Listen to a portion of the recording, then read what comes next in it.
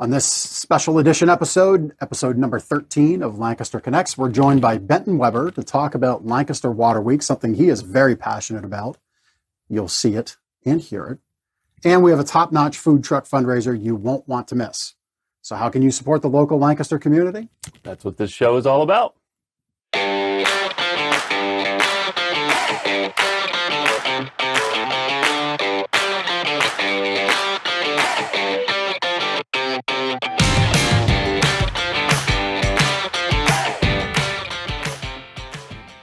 We are in the Dream Room at Gardner's Live Mattress and More. from the Dream Room. It's Lancaster Connects. It's brought to you by the Sleep Better book, written by Gardner's Mattress and More and Jeff Giannakovo. We'll mail you a copy, free copy. Just go to gardnersmattressandmore.com/sleep-better. Yeah, so it's Memorial Day Monday. We were not able to record our usual Memorial Day Monday recording, but we kind of threw it up. Our production team challenged us to get in an exciting guest about Water Week coming up. So we wanted to get this out instead of our rundown of our clips that we've had from the last 12 episodes. So we decided to do it. So we've got a great guest, Benton Webber, coming up to talk to us all about Lancaster Water Week. I think he's the first friend of the show. Yeah, that's I know. become a guest. I think it's a fan. He's We've got super fan. We've got fandom. And we've got a really great food truck fundraiser to help the Occupational Development Center here in town. And then we'll wrap up the episode of some hijinks, some hilarity, some comedy, whatever you want to call it, from our clips from our first 12 episodes. But we had the honor and the opportunity to record Benton Webber to talk about his Water Week and really his passion for it and everything that goes on with Water Week here in Lancaster. So without too much further ado, here's our time with Benton. On this special episode on Memorial Day Monday, we have a special guest, Benton Webber, who is a municipal engineer for Lancaster Township, but also just an overall great contributor to our community. Benton has given us some history nuggets. He's brought attention of the Stevens Greenland Cemetery, raising the profile of that, how you can help out to keep it clean and tidy. And Benton, you're here on the show today. Welcome to talk about Water Week and, really anything else that you think our community should know about. But let's jump into why Water Week is important for you and really what Water Week is all about. Sure. Thanks so much for this chance to talk about something I'm really excited about. The Lancaster Conservancy is a local nonprofit organization that for the last 50 years has been saving woodlands and special environmental places all throughout our county. They do amazing work to preserve, educate, restore, and make these places open to the public. And over the last 6 years or so, Lancaster Conservancy has created a special annual event called Water Week. Usually it's held in the early part of June. And what they try to do, and they've been doing it so successfully, is to engage with the public at a wide variety of levels. They have been developing more and more activities for people to get involved in, to learn about. Last year, obviously, was a very difficult year for many of us, and the Conservancy still did the Water Week project. They bumped it into August and shifted some of the in-person events to online events. But this coming year, they have a series of projects and events starting on June the 4th with some educational, a First Friday event at the Science Factory. They're doing several workshops in their Welsh Mountain Nature Preserve, also stream side care on Monday the 5th, a Cosmic Bash Family Fun Fest at North Museum. That sounds like a hoot. Then they get into water filters and hydropower, paddling event that is going to be happening also on the 5th. and then various other days of uh, um, events that involve hikes in their Climbers Run Nature Preserve, a stream restoration tour, a Trees of Peace event in Buchanan Park. Um, then they're helping to sponsor several other forums for municipalities for education of food farming and connection with water. And then on the 8th, there's this little event that I'm going to be doing. It's an online lecture, and it's called History of the Conestoga Part 2. Damn it, basically looking at dams on the Conestoga River. And we're hoping a lot of dam people will show up and ask all the dam questions they want. And I'll be Nice. talking about the dams and then, indicating how it's done great. They've done great things for the county and some pretty gooky things as well. So I hope y'all might tune in. They did record last year's History of the Conestoga River Part 1, and that's available on the Conservancy YouTube channel. It's worth every single minute of it if you wanted to take a look. Then later on in the week, after they come down off of the peak, which was my lecture, then they'll also be doing some more educational work and tours. A Chickies Creek Stomp at Little Chickies Park. The neat event called Bugs in the Ecosystem, which I think is really fascinating. I'm not a real bug expert, but I know that insects and macroinvertebrates and stuff really do help to restore our ecosystem, especially along the Conestoga River. Then there's going to be a paddle on the last day, on the 12th, a paddle from Marietta to Columbia. That, of course, will be along the Susquehanna River. Also that day, June the 12th, is a multiple location volunteer Conestoga cleanup, where folks are going out into the river and they're pulling trash out. There was this incredible group of folks from the Conestoga River Club and from Millersville University. They got together and did this massive cleanup just earlier this year at the Windolph Landing Park in Lancaster Township. The items that were pulled out were then created by Millersville University students to create this odd art sculpture on campus. So that was written up in the newspaper and was pretty cool. But there's so much stuff that has been dumped into the Conestoga River for decades.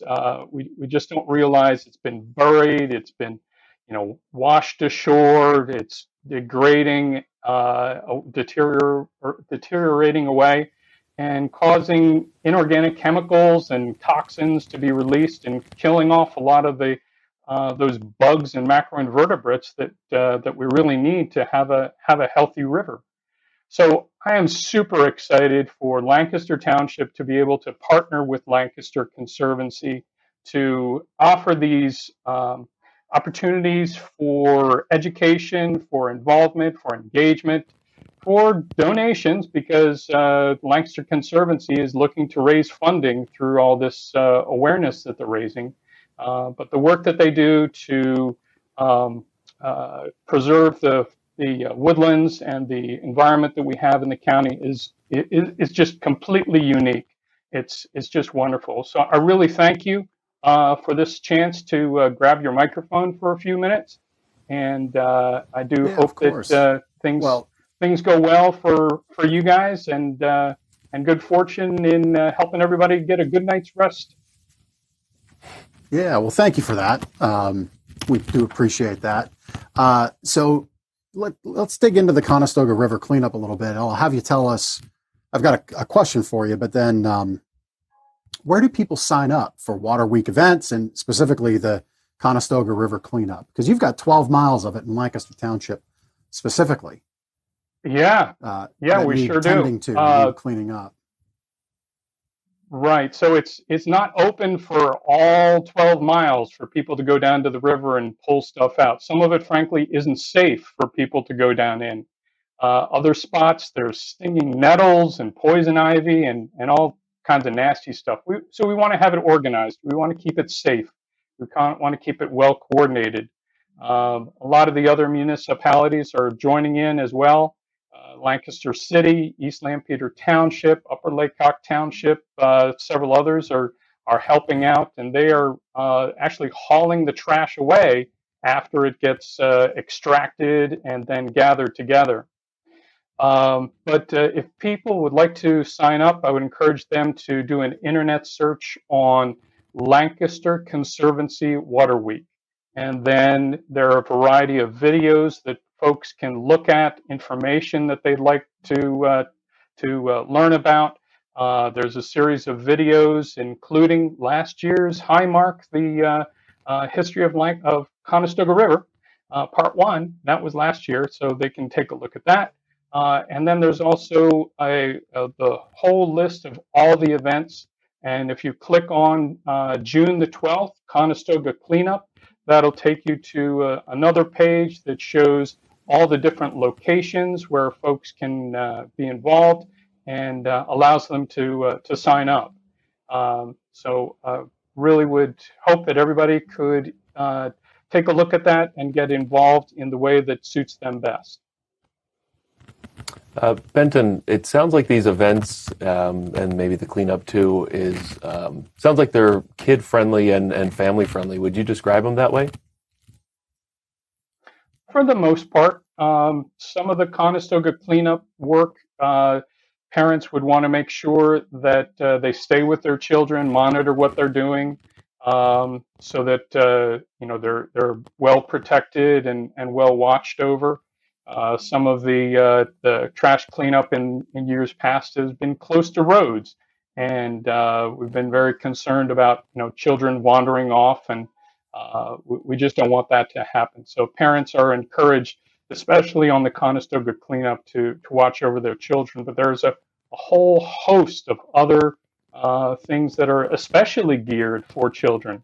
At the Science Factory, at the North Museum, where those facilities know how to receive and welcome and communicate with children. So there's some great stuff online.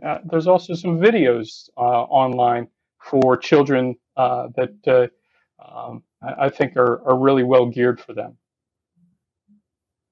Yeah.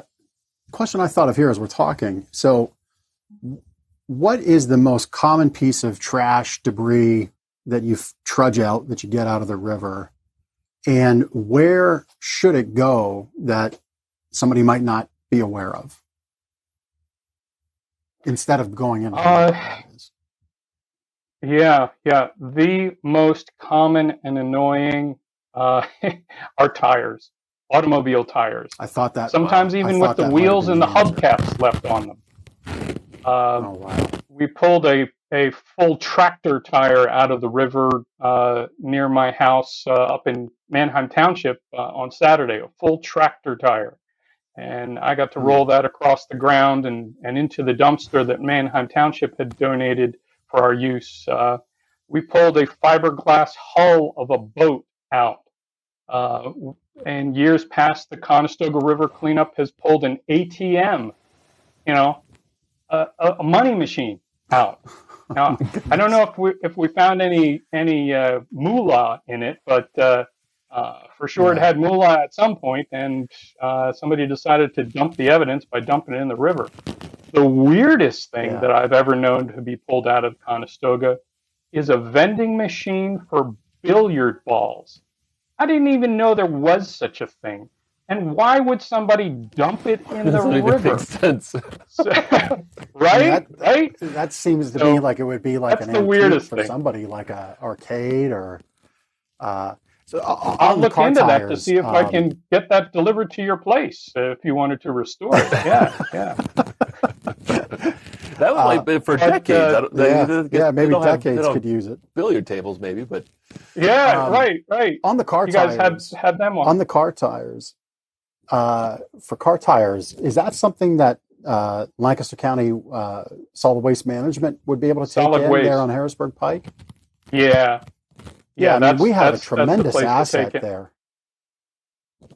Yeah. Um, And the Solid Waste Management Authority, Laxwama, they are a participant in the Conestoga River cleanup as well, because they allow the municipalities that are pulling this trash out, they allow them free tipping fees. So we have a specified window That's of great. time when we can roll in and just dump everything that comes out of the river, and there's been a lot. So God bless them for helping us out with that. So some of the Yeah, that's employees of great. Laxwama have also come out and pitched a hand pulling this stuff out of the river. So it's just a really great community effort that has come together through the Conservancy. Just out of sheer curiosity, have you ever found anything maybe antique that's been worth money that's been able to be restored and that money goes back to the Conservancy? Anything like that? Not that I know of, and certainly not that I've seen, but I've heard tell that scuba divers actually go in and they found pocket watches. They found some firearms.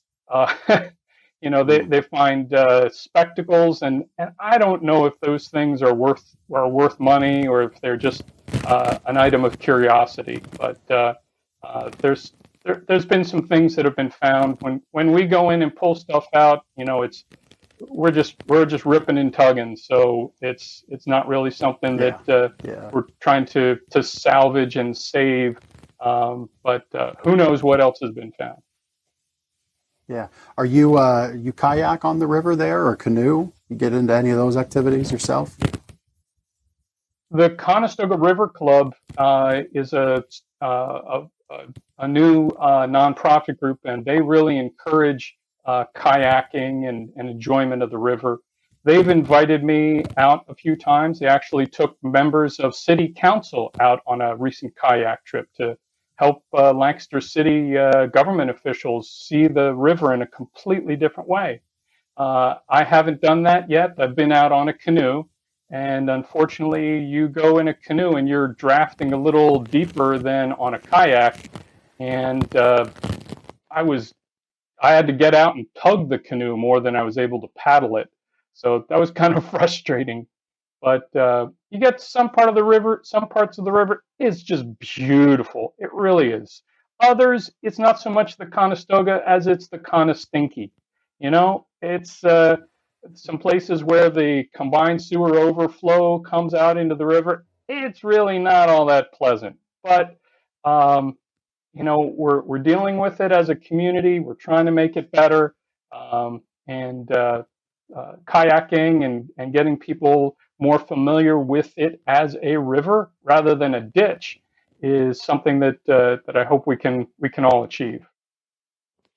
Well, that's great. Well, I've had some friends do the kayaking and even do tubes, float down the Conestoga on tubes, but I've never tried it. Yeah, I heard that a couple decades ago, one of the boys from Kunzler Meat, I think it was the late John Kunzler, he had an airboat, that rides on top of the water and it has the propeller behind it. And he ran up and down. That was a story I heard. And I trust you guys know that the Conestoga used to be a lot deeper, and there was a steamship paddle wheel boat that went from East King Street down to Rocky Springs. So it was an amazing river back then. Yeah. So there's a neat article in this past Sunday's newspaper with a lot of great information that was pulled together. Me and a couple other knuckleheads who love the Conestoga River. We were interviewed and provided information about the history of the Conestoga. It's amazing stories. That's amazing. So. Well, that's great. Well, Benton, I really appreciate you joining us. We hope that people can, first of all, come out and help. Okay, so we're going to get all the details of Water Week, all the stuff you talked about, the links, make it a little easier for people. LancasterConnects.com is always the hub for these episodes. this episode here where you're joining us on, a little different with Memorial Day Monday. Our obligations for the business lead us to record this early, so we're happy to have Benton on here for episode 13, along with some clips from the previous 12 episodes. But LancasterConnects.com's got all the information, so you can connect with Benton ahead of time in advance of Water Week to help with the cleanup, learn about all the festivities that are otherwise geared for your family or your interests around Water Week. The River Club about kayaking, a lot of fun. Our production team loves kayaking. Apparently, they've been whispering in my ear, so that's great. You've inspired them too. It is the Conestoga River Club that does the kayaking. Is that right? In the canoeing?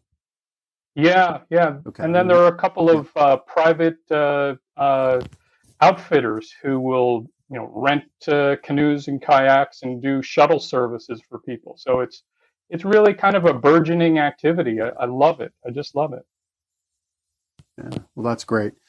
Well, thank you for sharing it, and thank you for being a part of positive action in our community, helping out. We really appreciate you giving back. That's what the show's about, and Sure. That's why we launched the podcast, to shine light on folks like yourself and those actions and activities that people can take and do in our community. Yeah, thanks for joining us.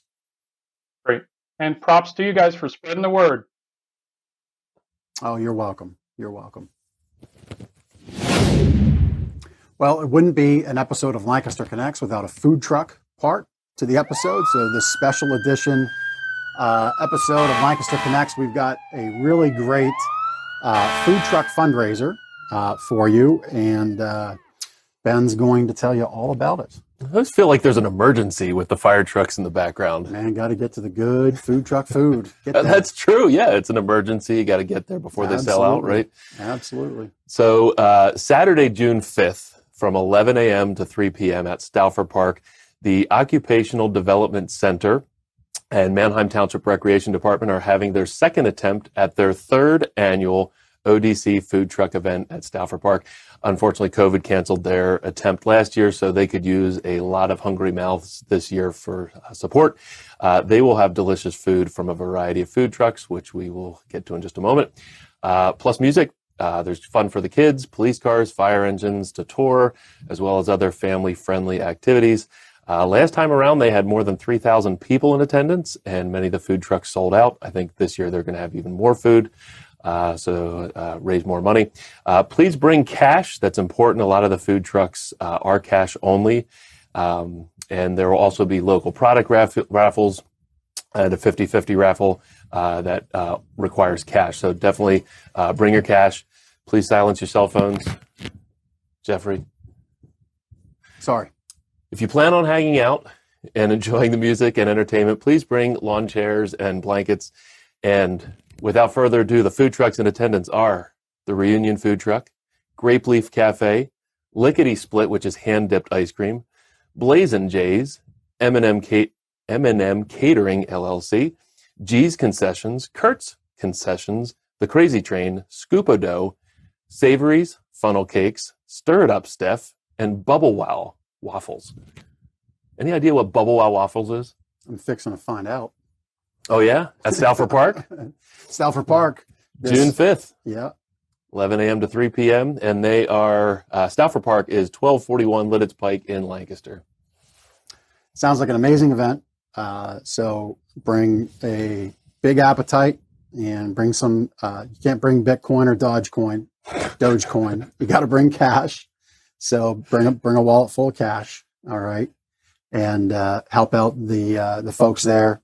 Last year has been really tough for everybody. This is a great way to kind of hit the reset for them and help them with their fundraising efforts. Sounds like it'll be a great day there at Stauffer Park.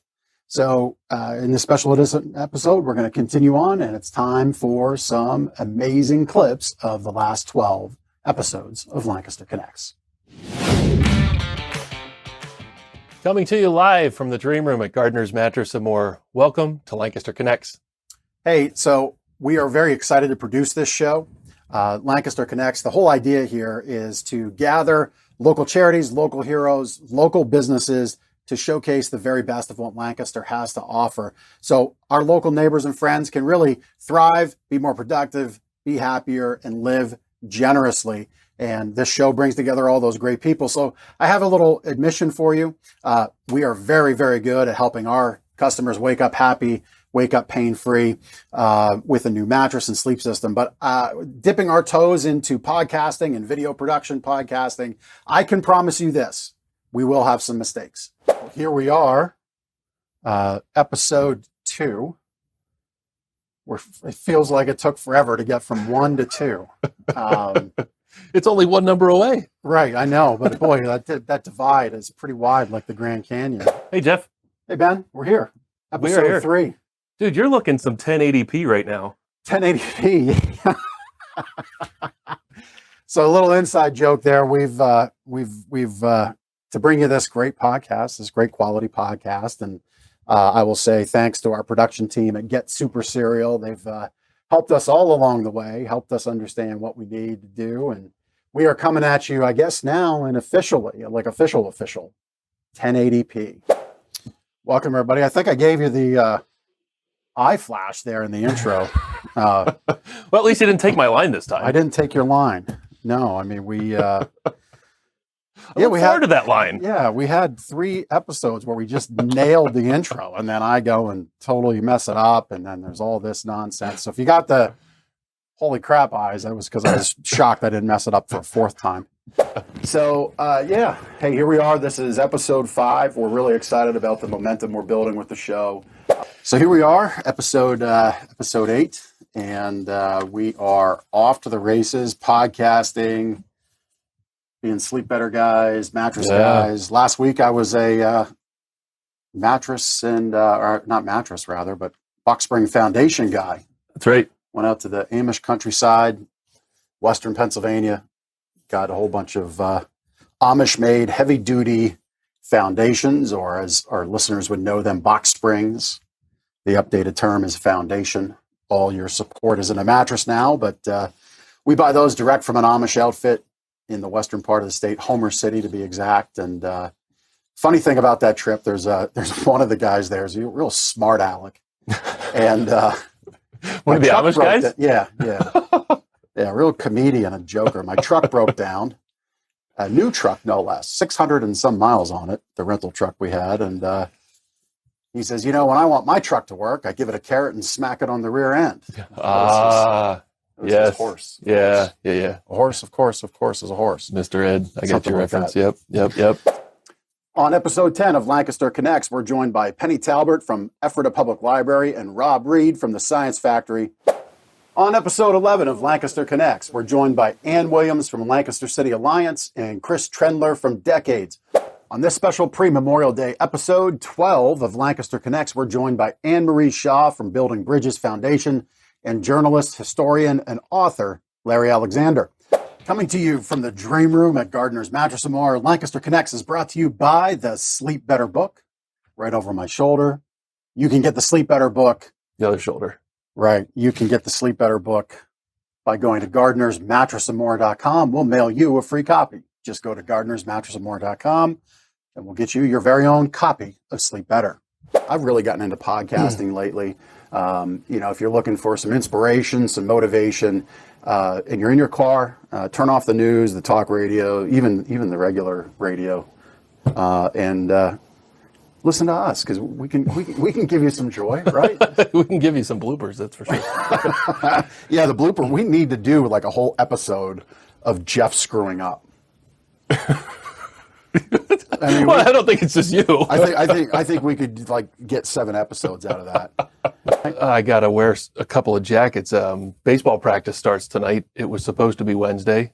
Well, it rained, and now it's tonight, and it's going to be about 43 degrees with 7-year-olds.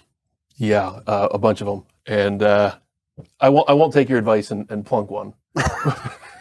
That was to be off-camera stuff, man. Off-camera. I know it was in jest. Yeah. To fill the listeners in, the suggestion was, if they're not listening, you plunk Give them a fastball on the ribs. Yeah. That's the way. Yep. That's the way I was brought up.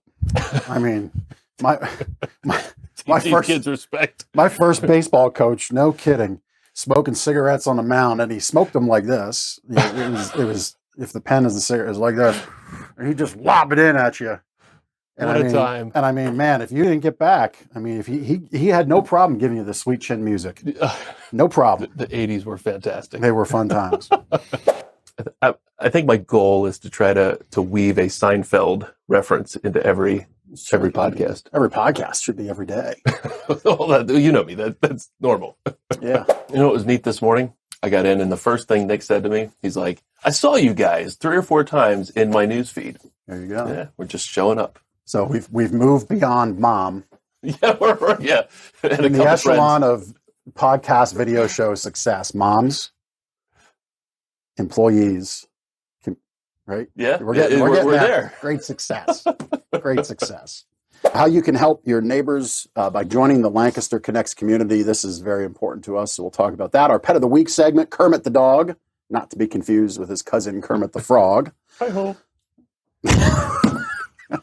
You just, look, if you got your spouse at home, right? I've got a work spouse, and I learned something new about, I learned something new every day. The singing and now the Kermit noise, that was pretty good. Yep. That was pretty good. So, the funny thing about the Kermit noise is apparently when I raised my voice and so during basketball, I was announcing the players' names. I was like we 6 and 7-year-old boys. I know exactly where this is going. So I raised my voice, and apparently I sound like Kermit the Frog when I get loud. Well, at any rate, you can get all of our hijinks on our podcast show. Remember, this show is also available as a podcast. You can find the links at lancasterconnects.com. Please like and share this video. Leave a comment. Tell a friend about this show. We would greatly appreciate that. There on the screen, you can see the various podcast icons, so it might remind you, oh yeah, I listened to that one. Search up Lancaster Connects in that one. We'll get you square. So let's bring on our guests. We said hello to them earlier. Maybe we can get the story from Penny. Penny's from the Ephrata Public Library. Penny, and there's Rob. Hey, Rob from the Lancaster Science Factory. Penny, go ahead and tell your story. That might have been traumatic, perhaps? Well, it was traumatic, and it was Valentine's Day, I believe, of 2003. Okay. And my husband at the time was my brand new boyfriend. Yep, and Jason, he was former Gardner's employee. Right, many years ago. Took me to the mattress store to look at mattresses, and I was greeted by a barbershop quartet that followed me around the store singing to me for Valentine's Day, which was horrifying. Absolutely horrifying. So and apparently I was part of this barbershop quartet, which I was in the Lancaster Red Rose Men's Chorus with my friend Greg Mazurek, and he was the director of the chorus at that time, and I was there with him 1 year, and part of his barbershop quartet. He was my daughter's music teacher. Yes, that's right. That's right. Oh, so I knew him from there. So yeah, you guys followed me around the store as I ran behind mattresses to hide from the humiliation, because there were a lot of other people in the store at the time who had no idea why I was being followed by men singing love songs to me. So, was there more? So songs? So there was more than one song? It was about 20 minutes. Yeah, it was horrifying. So Rob, poor Rob. Welcome, Rob. You're kind of coming into this conversation like I am. Like this is totally new, some strange information. Yes. So Rob, Rob, do you sing, by the way? No, God, no. I was so surprised. For everybody listening, our production team kind of took over a little bit. We've been so busy here at the store, took over helping us get guests, and I think they hit a home run. Having Michelle and the Wolf Sanctuary join us. If you're like one of those impatient folks like me, and you want to know immediately what Wolf Sanctuary is, you can go to wolfsanctuarypa.org. And if you're Ben, you would go www.wolfsanctuarypa.org. O-R-G. Yes. For those that don't know. So welcome, Michelle. We'll get back to you. We'll get back to you in just a second. All right. Thanks for joining us. We really appreciate it. Wolves, right? To show later on. Yeah. I mean, are you the guy that at Christmas time, as the kid's opening up the present, you're like, enjoy your PlayStation? Seriously?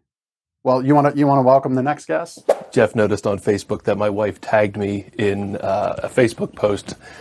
There's a lady in Lancaster County who is referred to as the egg roll lady, and she makes some fantastic egg rolls and fried rice, and she typically pops up at like yard sales, different neighborhoods. People request for her to be like at their, yard sale and whatnot. Event or party or and, whatever. Yeah. you go to get, she's pretty quick, but she has a line like 15, 20 people deep.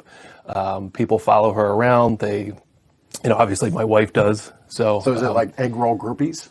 It probably Kind egg of roll like groupies. Grateful Dead, how they have the whole people who they've developed a whole ecosystem of people. Right, along. stickers and the whole thing. Nice. You have to be careful though. There is an imposter, because I went to a neighborhood one time. This was a couple years ago, and there were signs for egg rolls. So I'm like, okay, that's it. I was in the right neighborhood, and I went this direction.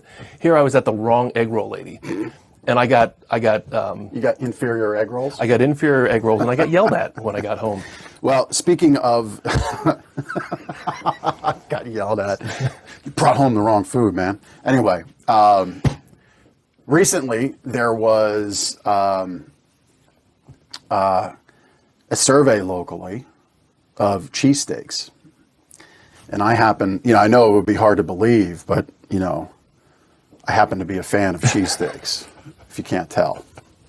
So my favorite cheesesteak locally would be Cravings Deli over off of Lidditz Pike, kind of sits behind the bank there on the corner. They make a really great cheesesteak. They know how to make it. I happen to make pretty good cheesesteaks. I'm a connoisseur. I do them on my Blackstone, and I'll give you a little pro tip. If you don't want the soggy bun, and this is technically cheesesteak blasphemy. And we're gonna have real quick, I'll leave you hanging on cheesesteak blasphemy.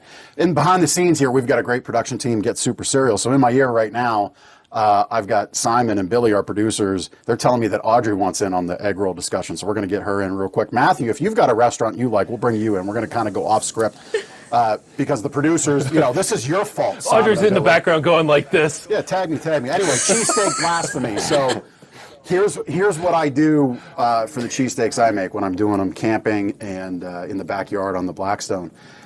Because I hate when it falls apart because you got the cheesy, greasy goodness. It all falls out the bottom. Yeah. You don't know, the soggy bottoms are bad. Anyhow, prosciutto. Take a little thin slice of prosciutto. Do all your stuff. Chop up all your meat. Get it cheese in there. Little flash of the prosciutto on the griddle top. Put that on top. All in the bun. You've got a fantastic carrying device for all that cheesesteak goodness, and that's the way it goes. That's impressive. Yeah. So anyway, Audrey, egg rolls. Let's. What do you got? Oh my gosh, the egg roll lady is amazing. I found her at a yard sale a few years ago. I have been following her ever since. She definitely has a Facebook following. I'll spread the word to my friends and let them know. Let's meet up at this yard sale with the egg roll lady. I guess we'll have to see what happens with COVID, and if she comes back out, I think she will. But I can definitely vouch for her egg rolls are exemplary and very good. Well, and that was the point of the. So my wife tagged me in a Facebook post of hers, like 3 minutes before the podcast started, and said, we got to that Saturday night dinner is the egg roll lady. So we're definitely going there tomorrow. So hang on a second. So can we gauge pandemic, movement? Positivity by when the egg roll lady pops up and the frequency thereof, kind of like the groundhog in the shadow. The world is getting back to normal. Is that what it is? That's you see the shadow of the egg roll, it's safe to come out. Yeah. That's great. We're so blessed, and I'll tell you, I came the long way to Lancaster County. I'm originally from Venezuela, South America, and came here to boarding school and then to college in Pennsylvania. Met my husband, and then he was from Lancaster County, so I ended up here. And I wouldn't want to live anywhere else because of what we've already said, the quality of the people and the quality of life. But even though we're a small community, look at the arts and theater that we have and the great restaurants that are getting the attention of even New York City. So we have much to contribute, and then our children have the opportunity to get good education, great education. But we need everybody to be able to enjoy all of this. And affordable housing is definitely a major need in Lancaster County.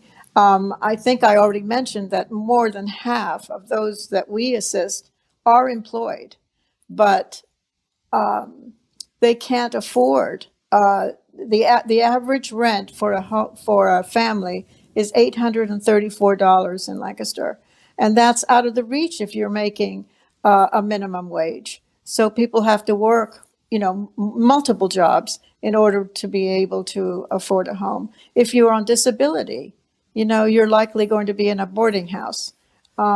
So it's affordable housing. It is a problem that Lancaster recognizes and are working on. I think oftentimes people look at giving of time or giving of money or donations and trying to make an impact.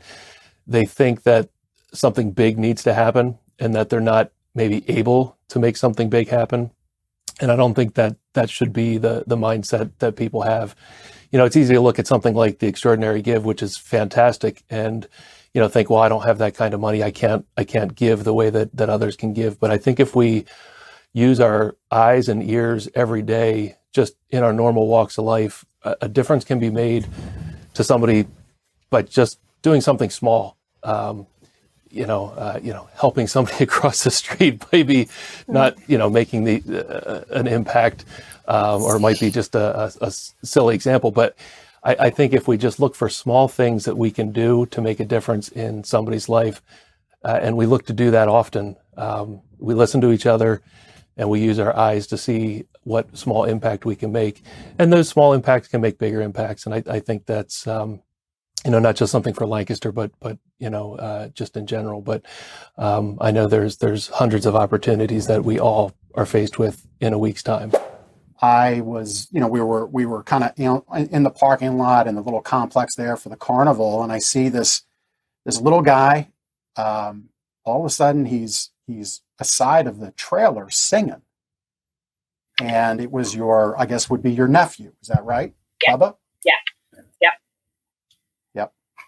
So here's Bubba. He's singing his heart out in the pouring rain.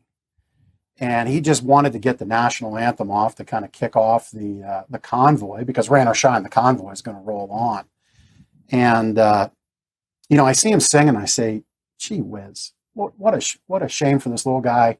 He wants to sing, main stage got shut down because of the rain.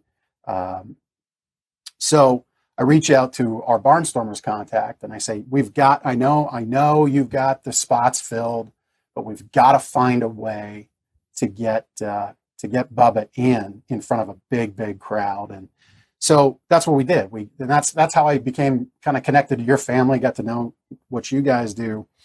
Long story short, we got Bubba in front of a Barnstormers crowd of, I think, about 5,000-6,000 people. And he sang God Bless America and brought the house down. Dude has some pipes. He's got some pipes for sure.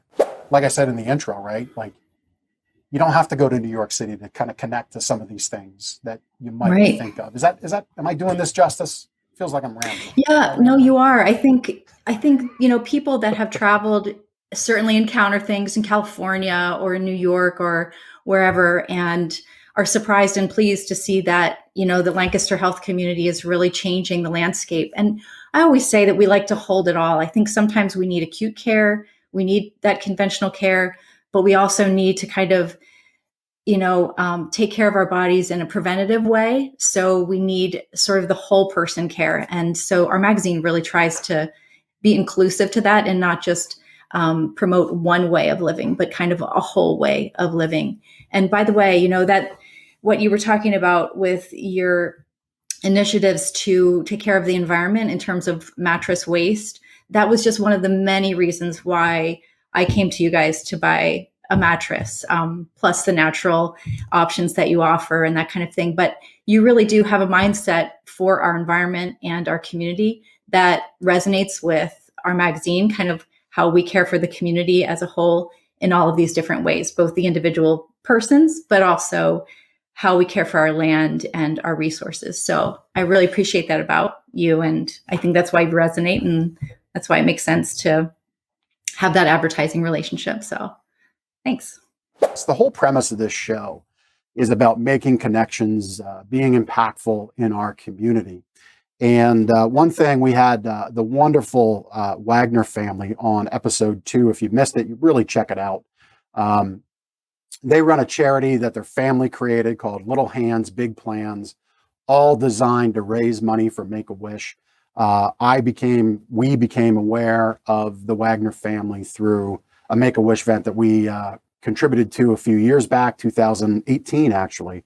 Hard to believe, it was 3 years ago already. Time flies. Time flies for everybody. So Bubba, a very special child, Make-A-Wish child, with health issues. And to refresh everybody, kind of catch you up, Bubba was going to sing the anthem at the truck convoy kickoff. It got delayed because of or got canceled because of the rain. We made connections to the Barnstormers, had him come out and sing mid game. God Bless America, and just like knocked it dead. Nailed it. Did a fantastic job. So where I'm getting with this, this kid is such a special kid. His name's actually Keith, but everybody calls him Bubba. As his mother, Tanya, said, he was her little Bubba the minute she saw him and adopted him. Whenever anybody is brought to your attention who's struggling, whatever you do, give good thoughts, pray, add karmic goodness to the universe, whatever it is that you do, when you hear of a need like this, Bubba needs it. The Wagner family needs it right now. So I would just ask that you do that. All right. So Bubba, we're thinking of you. You had an impact on us. We really wish you nothing but the best. All right. So stay strong, kid. You'll get through.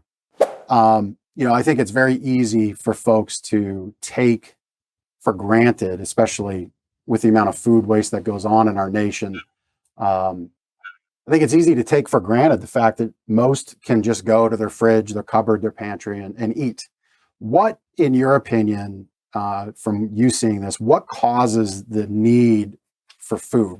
Why are people struggling with that? Because I think it's important for people to understand that, because possibly if you understand this, that might be a way for you to connect and make an impact. If you understand that problem, maybe you can't donate time to a food pantry. Maybe you can't necessarily afford to donate food, but if you understand the problem, maybe there's an opportunity there to help. So why don't you share where you see the need arising from? Well, obviously the pandemic has been a big factor. However, pre-pandemic, we're talking about people that are from working families that sometimes need a little help.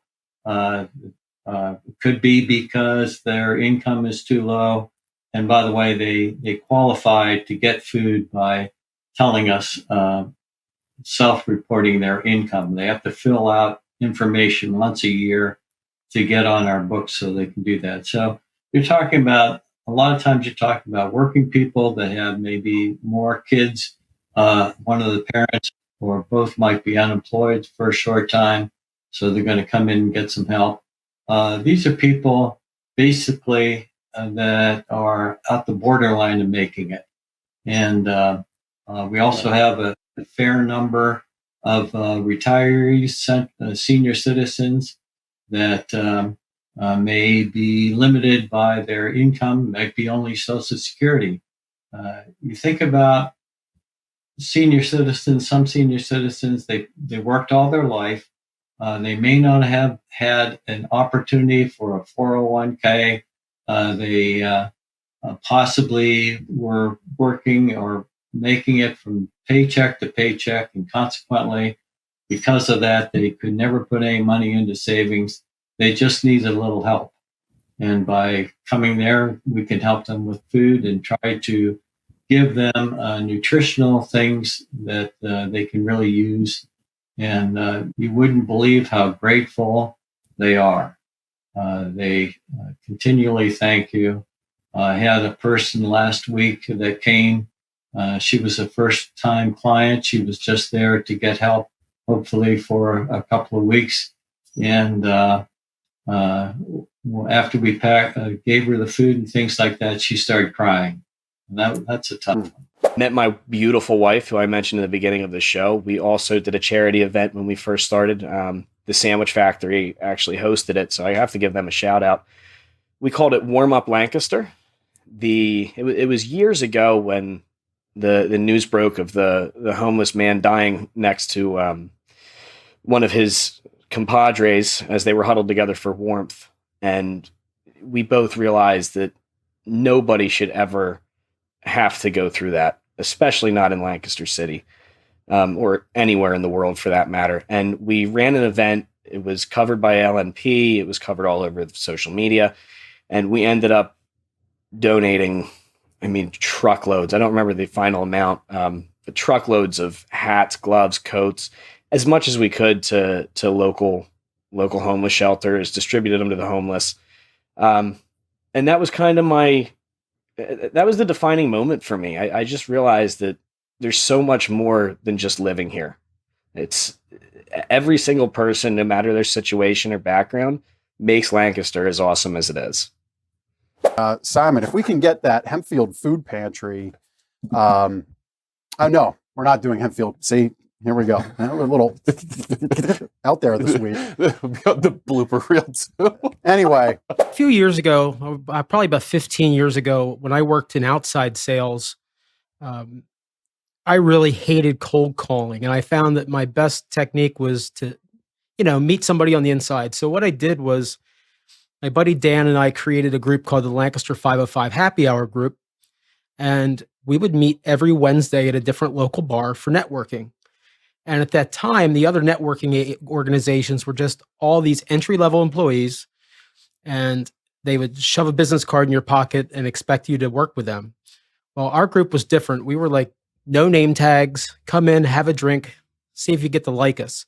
And we would support local restaurants. Eventually, we got up to the point where on Wednesdays, we would bring between 80 and 100 patrons out to a local restaurant. And if you're in the restaurant business, Wednesday is usually your worst day. So near the end of doing that, I met my wife, and that kind of, curtailed my efforts of going out every Wednesday and drinking in bars. So, but I still had this list of contacts. So I emailed all of them and had this idea about doing the Santa Stumble. So the second Saturday of December, let's all dress up and go out and do a bar crawl. Well, so many people RSVP'd. I thought, okay, let's take a $5 donation per person, and we'll donate it to the mounted police.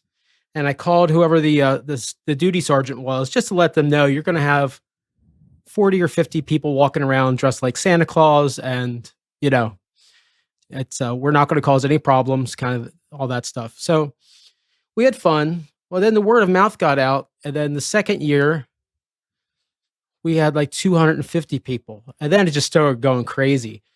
And I think our biggest year we raised over $40,000 in one year. Another year, 35. So we're well over $100,000 donated to the mounted police and K-9 units for the city. The area that might work the best. If you're not able to foster, that's totally fine. We have volunteers that help with calling references for adopted families. We have volunteers that help with home visits. We do home visits for all of our adopters. So we have people going out all over the place and just meeting with potential adopters and talking about our dogs. We also have fundraising events that come up, and we have people that help, running outreach and info tables and helping sort merchandise and those kinds of things. So we're always looking for volunteers and people that are looking to get involved. Sounds like a great thing for the Lancaster Connects community. Oh, yeah. So, yeah, listen, again, this is what this show is about. Audrey, I really thank you for your time. Simon, maybe we this feels like it's a good time to highlight our pet of the week, who just so happens to be from Pitties Love Peas. So maybe we'll get that up and I can talk about Nellie. But seriously, this is what this show is about. Yes, we're coming to you live. We forgot. We're coming to you live from our dream room. This is a place you can try a mattress out before you buy it. And there's beautiful Nellie. I'll get to her in just a second. Nelly. But, this isn't a show about mattresses. This is a show about giving back to the community that supports our business. We think this is a very unique way to do it. Highlight local charities, local heroes, local businesses doing good, and create a portal, a connection point, a hub for people to make better connections into where they live and want to remain and build the strength of our community. So please go to LancasterConnects.com. If you have 5 hours a week, you can give 1 hour a week, you can give. We're not people who we know are searching. Like Google provides a ton of tools, and then the social media platforms as well, that we can make sure that we're only showing ads to people who are interested in the products and services that our clients have to offer. And then Google specifically, like you guys as an example, like we're not going to have you guys show up if someone goes in and types in swimming pools, Lancaster, PA, because it makes absolutely no sense. But if someone types in anything related to sleep or mattresses or things like that, you can optimize a website in a way that they'll show up your website on Google when that type of search happes. Yeah. I bored Ben so much he left. Somebody. No, not at all. I think actually why Ben disappeared is very connective to something you just shared, which I'm very impressed by. I mentioned earlier in the show, we're on the grind here. We're short-staffed. We're actually recording this episode before hours. We're running a couple minutes behind where we got the doors open. We have a delivery truck that arrived. And right now, in the crazy logistical times, maybe you've heard there's a ship stuck in the Suez Canal. Logistics are crazy, so we're not going to turn away freight, which has our mattresses on for our customers. So that's where Ben had to run to real quick. But we're going to steer this back. We ended about sending you around the county, family in tow. And then the next two events were murder. So we're going to wrap up with Full Moon Comedy. Barn and Barrel at the Mount Hope Estate in Manheim, 8 to 10, Saturday, April 17th. Tickets are $15 in advance or $20 on the day of. And again, you can go to PA Ren Fair. I liked how you spelled that because, it's the old English spelling of fair, I guess. Yep. So PA Ren Fair, FAIRE, PARenfair.com. That's Full Moon Comedy. So it looks like a lot of events to do in and around Lancaster. A lot of fun. And all jokes aside, I'm sure the family will enjoy all of it. Even though I kind of thought it was pretty funny. We're going to send Ben around and then it's murder time. I'm wondering if Joe might be able to get them to howl. Come on, Vivian. Okay, it's Vivian.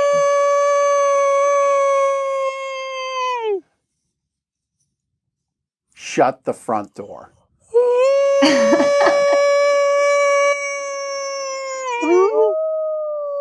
Oh, wait. That was Joe. Oh, there it is. That's awesome.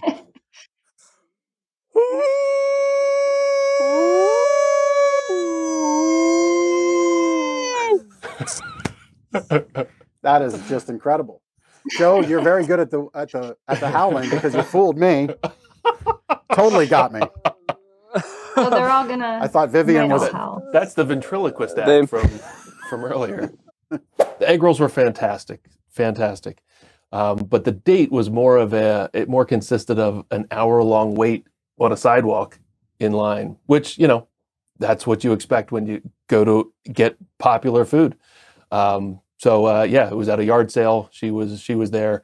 I pulled up. I had to park 2 blocks down the road and walked up, and there's a line, and you just wait. And it was kind of like the Soup Nazi episode from Seinfeld. I was nervous getting up at the front of the line. Serious? Well, because you have to place your order right. Do you get 12 egg rolls or 24, and then you get a thrown box. From the sidewalk if you don't do it right? She's very nice. They're very nice, but it's definitely an efficient process. You get up there, you place the order, they put it all in the containers, and you go on your way. Apparently, there's a whole pressure of 2 blocks worth of people lined up behind you. That's what I'm talking about. So I place the order, give them the cash, step aside, get the food. I pictured Costanza in line at the Soup Nazi stand, but no, they were fantastic. Egg roll lady.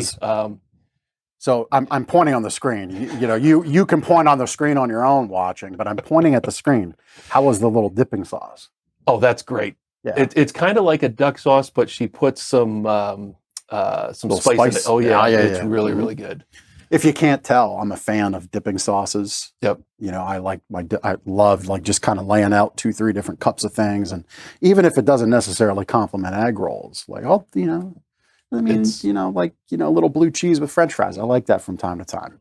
It's fantastic. I'm actually crying inside because I just started a gluten and dairy-free diet. I wasn't going to go there, and not necessarily by choice, but kind of is. We don't need to get into why, but I can't have Yeah, you went out with a flash and a bang with the egg roll lady. I noticed that Ben's salad was the most salady definition of salad yesterday as we were eating lunch in our office. It was very it wasn't salady. It was very it wasn't as disappointing as I thought it was going to be. But it had a very salady noise to it, if that makes any sense at all. It was a lot of crunch. It was very salad-like. And I kind of felt the internal weeping a little bit, but it'll be for all the better. It'll be good. It was a true big salad. So, guess we've got a local history spot. Did you know that the first courthouse in Lancaster County was in a pub? Do you know that, Holly or Michelle? No. I don't think I did. Holly I'm has not no surprised. I'm not surprised. Holly just heard pub. She's like, it's past noon. We can drink. Which one? Yeah. So we're going to jump in here. So when Lancaster County was established to rid Chester County of its thieves, vagabonds, and ill people, on May 10th, 1729, the provincial government of Pennsylvania reminded the new commissioners that several important tasks had to be accomplished. The three biggest were selecting a county seat, erecting a courthouse, and building a jail. I just had to deal with those people from Chester County. Yeah, it's not a Chick-fil-A. Yeah, maybe that's why the lighthouse stands at the Lancaster-Chester County border. It's a beacon yeah. for them coming across. But seriously, I mean, Lancaster is a pretty rich area for history. At one point, Lancaster was the capital of the United States. And a lot of people have decided to make Lancaster County their home. And speaking of homes, how about that transition? Oh, just nailed it. It's like just nailed it. Just hit it. Mic drop. Mic drop. Yeah. So when we're looking at mortgages for your home, Ben, why don't you ask Holly here? Yeah. So. Hello, hey, Ben. Holly. Are you there? Is this thing on? Yeah, we're here. Yeah. You want to talk to us about the murder mystery dinner always theater? seem to get the murder. It's like 3 weeks in a row now on the events. The schedule. I'm the murder guy. And the train departs the station at 6 p.m. on those dates. So you can get tickets at StrasburgRailroad.com. Liquor, moving trains, rescuing somebody. Sounds like a lot of fun. I'm going to check that one out. Adventure. Now, everybody at the station here is a volunteer. We're 100% volunteer. I've been fortunate enough to serve in a number of different positions, from president. I'm currently secretary. I've served as a lieutenant, captain, assistant chief, and chief. And I'm currently serving as chief engineer on the apparatus. So covered most of the jobs here. Yeah. So that's 52 years of volunteer service to the community. Do I have that correct? That is correct, yes. Well, that's incredible. So thank you for that. I know you're not looking for that. I mean, nobody does after 52 years of committing. You do it for your own reasons. But I'm saying that's just tremendous. So thank you for doing that for our Lancaster County community. That's just really incredible. So it was, and this is where Ephrata, the town of Ephrata, started, here at the cloister, not downtown. The town itself really takes off when the railroad comes to town, and Mountain Springs Hotel, where people would come take the waters. But the town of Ephrata really begins here at the cloister. I heard there's a connection with the Revolutionary War. What is that connection? Sure. So the brothers here had a printing operation, and they printed the largest book in the colonies prior to the American Revolution for their local Mennonite neighbors. That book was about 1,500 pages. They made about 1,500 copies. They did everything here. This facility was selected to be used as a hospital after the Philadelphia campaign, the winter that Washington was at Valley Forge, the winter of 77, 78. Ephrata, as well as the Moravian Church in Lidditz and in Bethlehem, were used as hospitals. And at that time, when they brought the wounded here to be cared for by the brothers and sisters, and there were doctors assigned through the Continental Army as well. But one of the things that they did at that time was they found these empty pages of books, and they, they weren't bound yet, just paper. Continental Army needed paper. They used the paper to make musket cartridges. A musket bullet is essentially a paper tube. So they needed paper for that. Ironically, that book was printed by the Mennonites to teach their children nonviolence of their religion. So here's a book printed for, to teach passive nature of the Mennonite religion being turned into bullets. And obviously it was not very well received by the community or by the Mennonites. Well, we keep our costs as low as possible because basically we're volunteer run. We have 2 very part-time paid employees. Outside of that, everything that we've done over the past 11 years has been volunteer. We hold as many fundraisers as we can. COVID really squashed a lot of that, as it did for all nonprofits. But the local community has rallied behind us, and we've done as many things online as possible. Last year alone, COVID may stop social events and may stop people from, getting together in large groups, but it didn't stop the cancer diagnosis. So last year alone, we helped over 200 patients that needed us. We provide gap funding for people that are battling breast cancer, but we also, let's say you're a brother or a sister of someone who is diagnosed, and you want to get the genetic testing, or you want to have a mammogram, or you need an ultrasound. Insurance companies don't always cover these things. We help with those as well.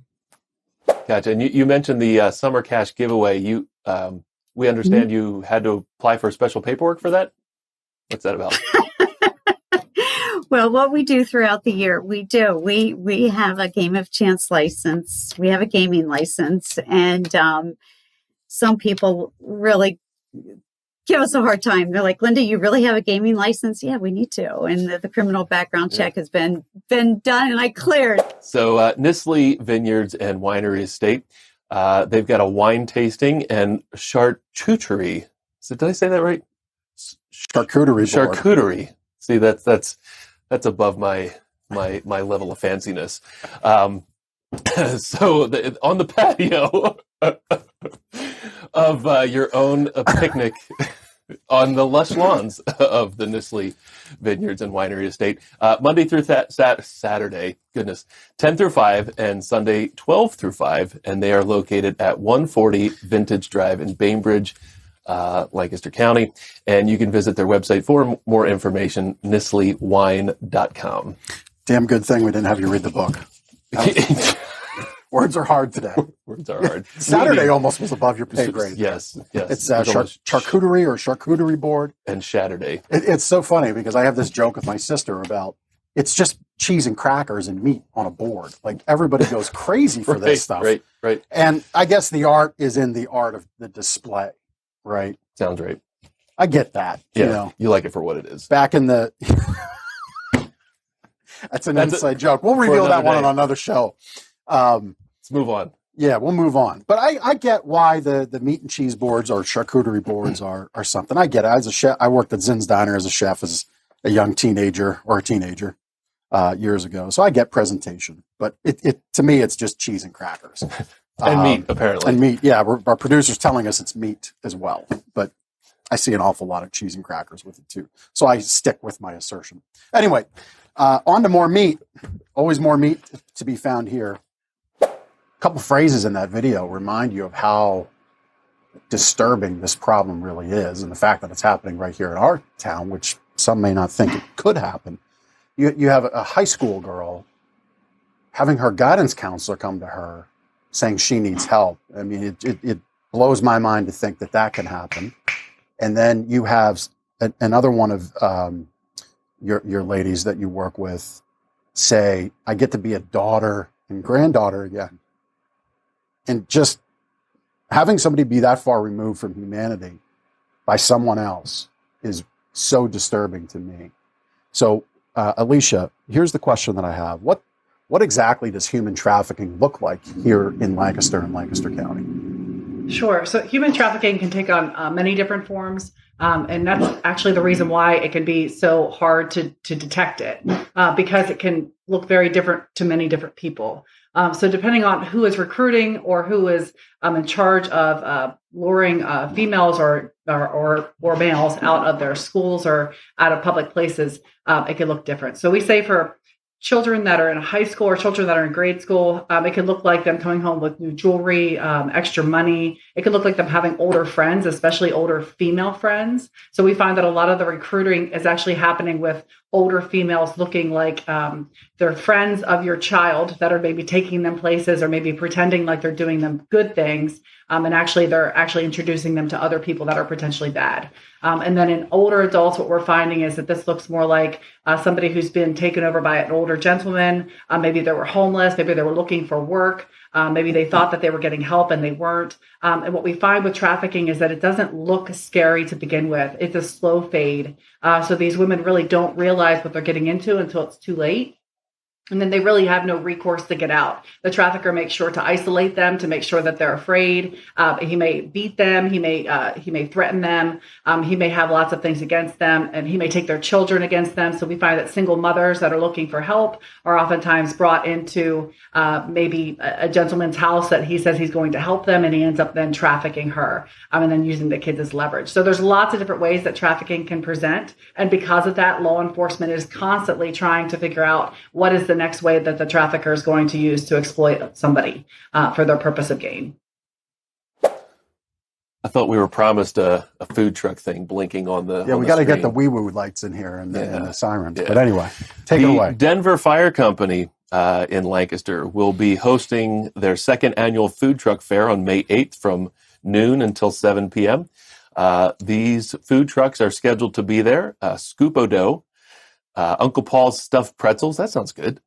Savory Pumpkin Funnel Cakes, Katie's Cakes, Libby's Soft Serve Ice Cream, Laura's Handmade Chocolates, Holy Smokes Meats, Castanada's Mexican Restaurant, The Crazy Train, Fink's French Fries, and Hen House Grilling, and maybe more to come. The location is the Denver Fire Company at 425 Locust Street in Denver. More information at denverpafire.org/news. So that's my stomping grounds, Denver. That's where when I moved here, that's where we moved to the county. I can speak specifically Castaneda's. It's fantastic Mexican food. Yeah. We when we did our Gardeners Gives Back gift card drive back in December when restaurants were shut down pretty quickly for a second round or third round, whatever round it was. That was one of them I stopped at, and I just couldn't pass up the empanadas. The carnitas. Oh, I'm a sucker for pork carnitas. And it was like it was easily, I think, second lunch, but I'm not ashamed to admit it. It was fantastic. So check them out. No Denver shame Fire. in second lunch. No shame there. Well, it was. I just had the pork. I didn't get any of the other stuff. Okay. Oh. So it was all protein, right? It was that keto, low carb thing. So it's all right. All right. Farm show milkshakes. I know this guy likes those. Yeah. So this is going on May 5th, 4:30 to 6:30. Farm show milkshakes will be at the Fritz Elementary School PTO Playground fundraiser at Fritz Elementary. That's 845 Horning Road in Lancaster. So go support them. I mean, again, this has been a sign of the times. All of these great organizations that help our community out, they need you, and you get a milkshake. I mean, milkshakes are really great. I'm a 50-50 kind of guy. Oh, me too. Oh, yeah. That's the way to 50-50. go. Yep, for sure. You say 50-50 on a milkshake out of this area, they look at you like you got six heads. Yeah, right. Anyway, I quick went over it, but what do you think of savory pumpkin funnel cakes? I literally was just thinking that. I was like, I love funnel cakes. I was thinking that this would be really good. That would be my I think everybody's had a funnel cake, but yeah, there's a couple rules in my house. Thanksgiving is my favorite holiday. So fresh pumpkin pie is a must. I mean, you can throw the other pies on the table, but only with the pumpkin pie first. So that one, yeah, I'm feeling it I'd with be you right interested there. in what the savory angle is on the pumpkin True. funnel cake. It's the fried grease, man. That's the savory part. That's what makes it savory, right? I mean, isn't that what it does? So, with the great seal that was finally approved, and is on the back of every dollar bill. So if you look at it closely, and I'll hold it up again, grasping in the left talon of the eagle, and if it's not too blurry, you can see that the eagle is grasping a bundle of 13 arrows. Those 13 arrows are those 13 arrows are a reference to the colonies, but also a direct reference to that treaty conference held right here in 1740. So there you go. Mike, I'm in awe, and then I sit here and realize I'm pretty dumb because that's right here, just uninformed, right here in town. Yeah, I mean, well, look, I'm glad you're here to inform me. With the great seal that was finally approved, and is on the back of every dollar bill. So if you look at it closely, and I'll hold it up again, grasping in the left talon of the eagle, and if it's not too blurry, you can see that the eagle is grasping a bundle of 13 arrows.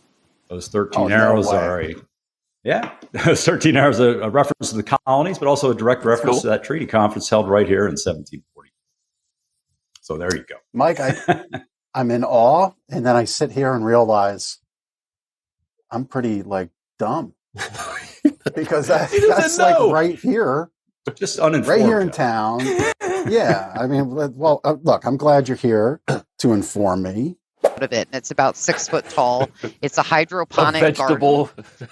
Right there, it is. There's a photo of it right there, but it's now grown way out beyond the lights. So we're harvesting there as well. And all the food that we raise goes either to the food bank or to our cooking courses at the library. Because we found that as we started growing some vegetables, people were like, what's kohlrabi? And they wouldn't take it from the food bank unless we taught them how to cook with it. So we've been really busy trying to serve all of the needs that our community has by helping to be the referral agency. So we're not actually doing any of that social service work, but when people need those things, they come to the library and then we can refer them to the best partner. And it's really saving all of us a lot of time. What are some of the favorite exhibits at the Science Factory? Oh, sure. So we recently expanded our water exhibit. That was a huge one that we completed at the beginning of last year. And so that's a big one. Oh, this one that's actually pictured is awesome. That's my favorite one. That's the topographic sandbox. So funny too, we experimented with 3 different kinds of sand now it's actually jasmine rice. That's what we determined was the best thing to use. But it's really cool. There's a projector from above. And as you sort of weave your hands through the sand or rice currently, it sort of changes the topography of it. That's actually an image of an upcoming exhibit that we're fundraising for right now. We're expanding our bubble lab. And there'll be a component where you can lift up this ring, put yourself in a bubble. Solar power flower, that one that's on the screen right now, that's coming soon. We were about to expand into an outdoor space. Last spring, last March, we were supposed to break ground. And I think you can imagine what happened with that. We'll be breaking ground next summer now and adding a few brand new exhibits outside, just adjacent to the Science Factory. The solar exhibit's one of them. That's one that we designed from scratch with our exhibit partners. A company called Kidzibits out of Minnesota, actually. But we had researched a bunch of other science centers to see what they do with solar power and actually didn't find anything off the shelf that seemed quite cool enough. It seemed like, you adjust these solar panels and, you see something spin or a light bulb lights up. And we just thought that wasn't quite engaging enough. So what we're actually going to do, I thought this was a really creative idea that we came up with, is as you turn it, it'll start playing a piece of music. So if you imagine hearing like a symphony, you might start hearing the strings. And as the power starts to build up, as you optimize how the solar panels are aligned, you'll start to hear different instruments in the symphony. So I thought that was a really cool workaround to make something interactive, teach kids about solar power in kind of a fun, different way. So that's one of the fun challenges of the jobs. I mean, this is a dream job I have here. What is the Building on Strength plan? Sure, that is the community and economic development plan for the city of Lancaster. And what that means is it's a 15-year plan that was developed by the community. It's the city's plan, and the Lancaster City Alliance oversees it and kind of make sure all of the recommendations in the plan are being implemented. So for 15 years, we're responsible for making sure that this plan happens. And you've probably heard the term before, but it's kind of like we do the herding of the cats. So people are really into the plan and they work really well with it, but the Lancaster City Alliance makes sure it continues on its path to success. We got our food truck alert. Sort of the flashing light. Oh, there we go. I'm like a child. It's like, gosh, it's like, can I make the horn go? All right, you can turn off the siren. That's enough. All right, thanks. Now, when I order my farm show milkshake, I ask for the blended, both vanilla and chocolate, because I just lose all ability to think straight and I don't know which one to pick, so I get them both. I don't know about the rest of you. Very nice. So what do you think? I mean, food trucks are kind of this thing that's more recent development. Chris, do you think they complement your business, compete with it? Where do you see the value add for food trucks in the city? Yeah, no, I think that it's not necessarily direct competition. A lot of the food trucks are offering smart choices as far as like, maybe it's not a full meal, so it's more of like an accent kind of thing. So you could still go to a restaurant and hit up a food truck or vice versa. So I don't see that as a big issue. We've actually talked to a couple as like, do you want to pull up in front of Decades? We'll have the music truck pull up too.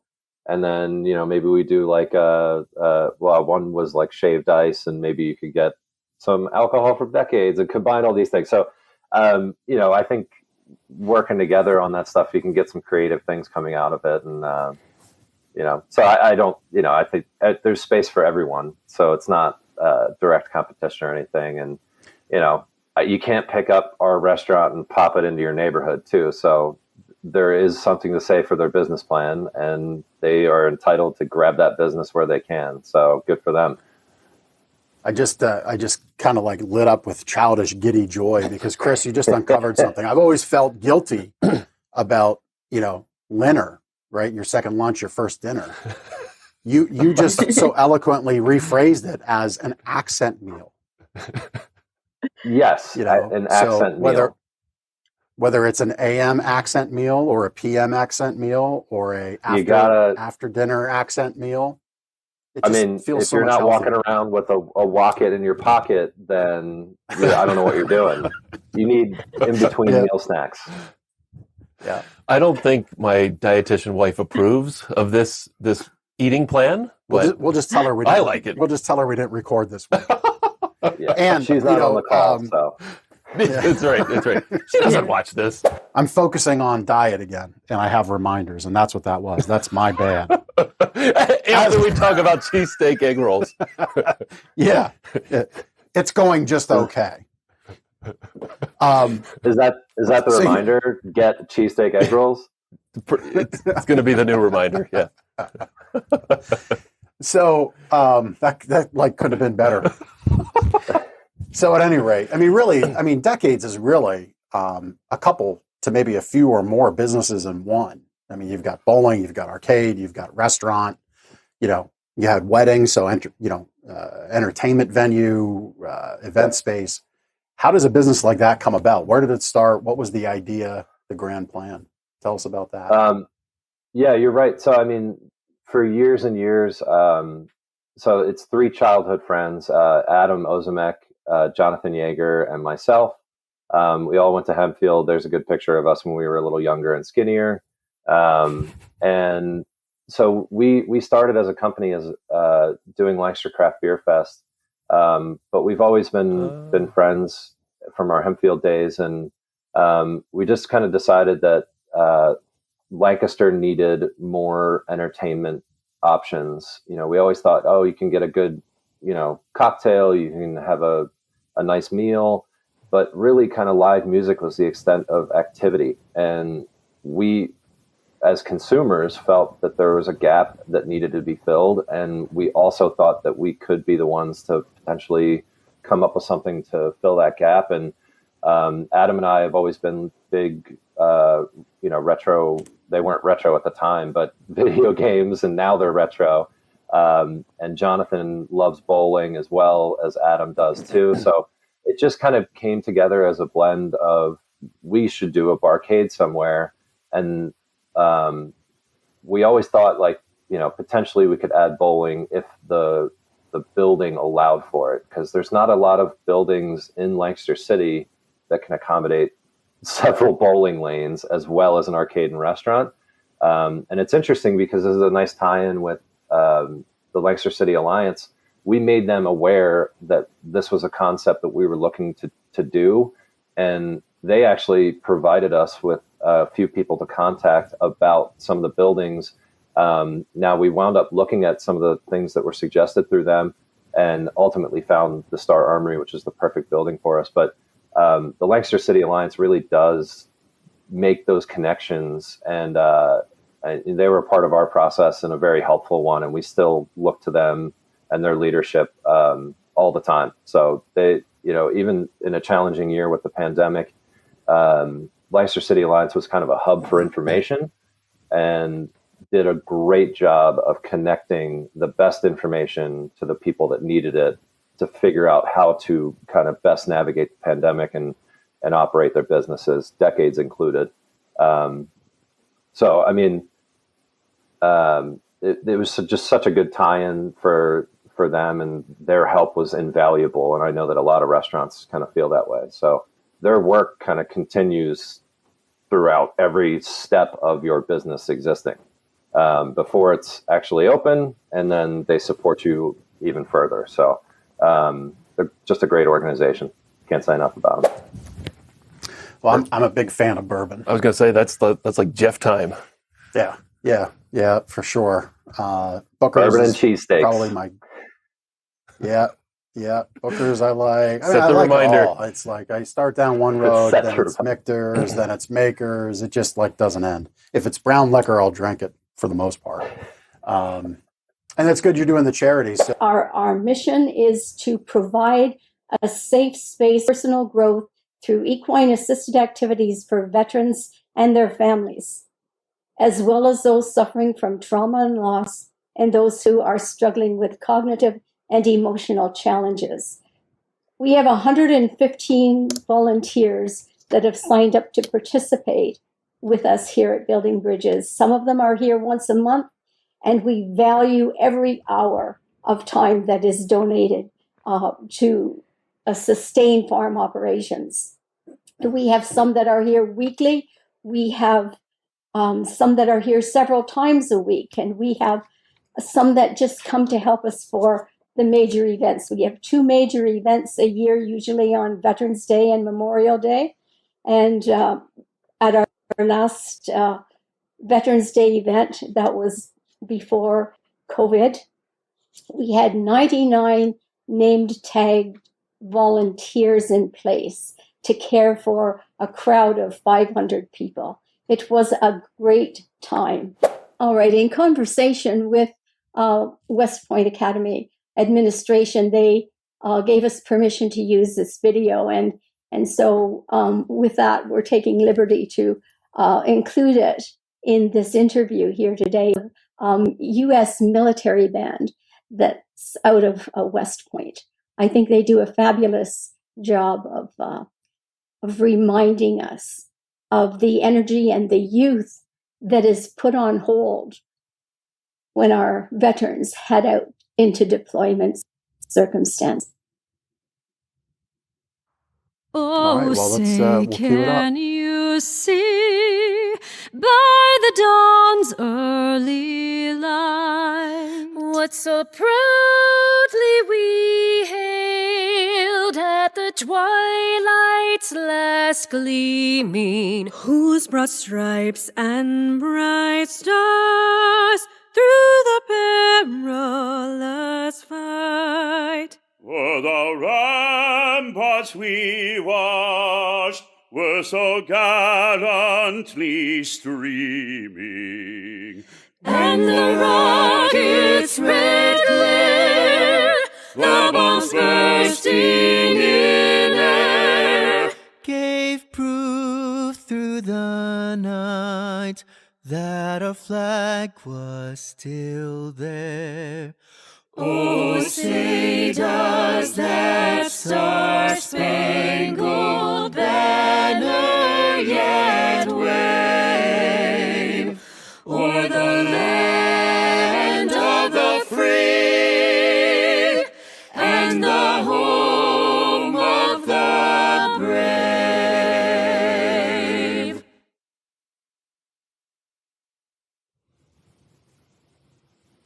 That's pretty powerful. Pretty That awesome. is. I think that's a tremendous way to lean into our pre-Memorial Day show. So thank you for sharing that, Anne-Marie. That was really great to see all the joint forces come together like that through West Point Academy. So thank you to you for sharing that with us, and thank you to them for allowing you to use it. We appreciate that. We got 3 food trucks or events to share, and you can get more information at our website, lancasterconnects.com. The first one, oh, there's the signal. There it is. So, do I have to wait for the sound end? There we go. All right. Dick Winters was actually born in Lancaster in 1918. Lived his first 2 years in New Holland before his family moved to Ephrata, which is where he's are. He has a lot of his family had his grandfather and his great uncle owned hotels in Lancaster at one point, in Ephrata at one point. So they were kind of big social circles. It's his hometown. He lived there for 10 years before moving to Lancaster. Anyway, Dick Winters went on to join the Army after graduating from F&M in 1941, and then the war came along, and he enlisted as a private. But before the war ended, he'd be a major and a battalion commander. So he was a very competent person, very, very patriotic person, very determined. His men loved him. He led them and never put them at any undue risk if he could help it. He was just an excellent officer, an excellent leader, and I met him in 2001. Back in the 1990s. Author Stephen Ambrose, who's a Pulitzer Prize-winning author, picked up on the story of Easy Company. That's his originally. They the story of Easy Company. Easy Company was kind of a member of the entire war in Europe. They jumped into France on D-Day. That's his home in Ephrata, where he lived in Ephrata. They jumped in there, and they fought in France, they fought in Belgium, the Battle of the Bulge, they fought in Holland, and when the war ended, they were on Adolf Hitler's balcony at Berchtesgaden in the Bavarian Alps, and that's Dick right there, and his cousins. So Ambrose picked up on the story and decided to write a book about it called Band of Brothers. The book was picked up by Steven Spielberg, Tom Hanks, who pooled their resources to create a 10-part miniseries. That's Winter's home in Lancaster. A 10-part miniseries called Band of Brothers, based on the book, and that went global. That went viral. They would guess. Suddenly they were media idol. You got Dick coming up from all over, people showing up at his door just to meet him. He speaking engagements and just became a national, a worldwide celebrity. And that's how I met him in 2001. The miniseries was being aired by HBO, and my boss in the newspaper said maybe I should contact Dick because people and talk to this guy. So I tracked him down, and I went and I interviewed him, and it found out that when I found out together that our homes were about 150 yards from each other. We both grew up in East Main on East Fulton Street, and we both knew the same people. I mean, I knew his aunt Lottie. When I was a kid, we used to rake leaves for her, and we used to shovel snow, and we used to do things like that. So I knew her, and Dick and I became friends, and that's how the book came about. About 2 years after I met him, my boss again said, "You should write a book about us. People should know who this guy is," and there's a lot of interest there. And he was right. The miniseries was like a media phenomenon, and Dick agreed to sit down with me and do interviews, and we put that book together back in 2004. So, Linda, what do you love? Why do you love Lancaster? What do you love about the area here? Well, I didn't grow up here. I actually grew up in northern PA. When I did move here after college in the early 80s, it still makes me 30, just so you know. Yeah. I love No the argument diversity here. Yeah, I love the diversity, but having worked in a community and being a real active part of Lancaster community, I love how the community gives back and supports its own. There's what's not to love about Lancaster community. Seriously. That's awesome. Yep. Yep. Yeah, that we see that, once a year at the Extra Give. It always is a surprising moment to see giving is every day, whether that's money or time, but that one day is always kind of a neat, refreshing day to focus on it. John, what about you? Why do you love Lancaster? Well, unlike Linda, I've lived here my whole life, so I've never really left for any length of time. One thing I like about Lancaster is we have charcuterie boards, unlike Boyertown. Evidently, they don't have charcuterie boards. Thank you. Thank you. But I will ditto everything that Linda said about the diversity and everything. But one of the other great things about Lancaster is how centrally located it is. I mean, you can get to Baltimore, you can get to Philly, you can get to New York. Even Pittsburgh's just a long drive across the state, but it's just an awesome area of, whatever. It's very connected to other things, right? Directional ease is, I think, the way you were going there. Sure.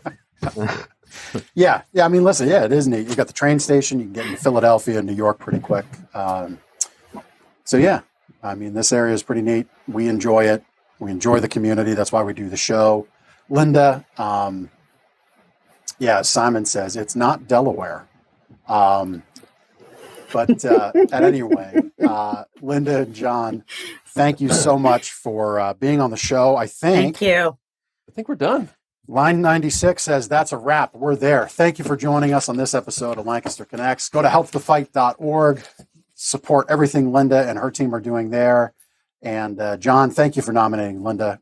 Thanks for tuning into this episode. We'll see you next week.